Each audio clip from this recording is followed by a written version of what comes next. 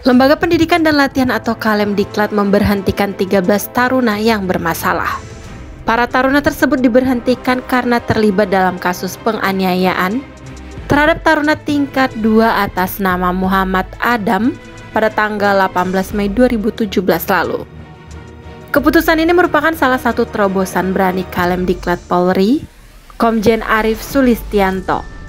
Beliau ingin ada kepastian hukum bagi ke-13 taruna tersebut setelah terkatung-katung selama kira-kira 2 tahun dengan mendorong diadakannya sidang Dewan Akademik Akpol.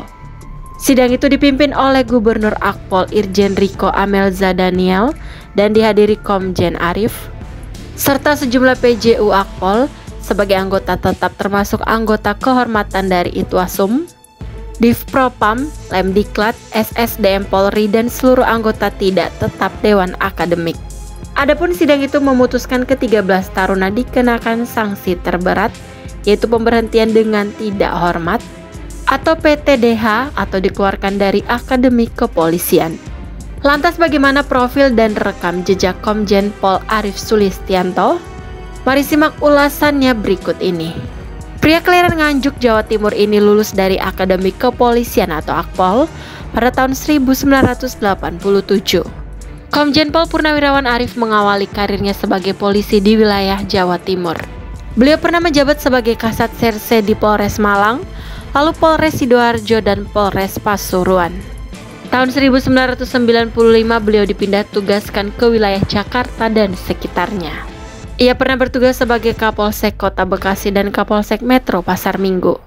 Setelah 8 tahun berkiprah di ibu kota, beliau dirotasi sebagai Kapolres Indragiri Hilir Polda Riau pada tahun 2003. Nama Komjen Pol Arief mulai dikenal luas ketika menjadi penyidik dalam tim khusus kasus besar yang menyedot perhatian publik, pembunuhan aktivis hak asasi manusia Munir Said Talib. Setelah menangani kasus Munir, karir Pak Arief kian moncer. Tahun 2014 beliau dipercaya sebagai Kapolda Kalimantan Barat.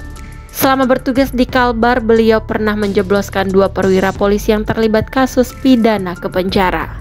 Keduanya yakni AKBP Edi Triswoyo yang tersandung kasus markup anggaran telekomunikasi di Polda Kalbar, serta AKBP Idha Endri Prastiono yang terlibat perkara peredaran narkoba. Setelahnya Pak Arief menjabat sebagai Asisten Sumber Daya Manusia atau SDM Kapolri selama 2017 hingga 2018. Beliau akhirnya dipercaya sebagai Kepala Badan Reserse Kriminal atau Bareskrim Polri. Kabareskrim hanya diemban oleh Pak Arief selama 5 bulan, lantaran pada Januari 2019 beliau ditunjuk sebagai Kepala Lembaga Pendidikan dan Pelatihan atau Lemdiklat Polri. Dirinya mengemban tugas tersebut hingga Februari 2021. Sebelum kemudian ditugaskan menjadi Kepala Badan Pemelihara Keamanan atau Kabaharkam Polri, menggantikan Komjen Agus Andrianto yang saat itu ditunjuk sebagai Kabareskrim.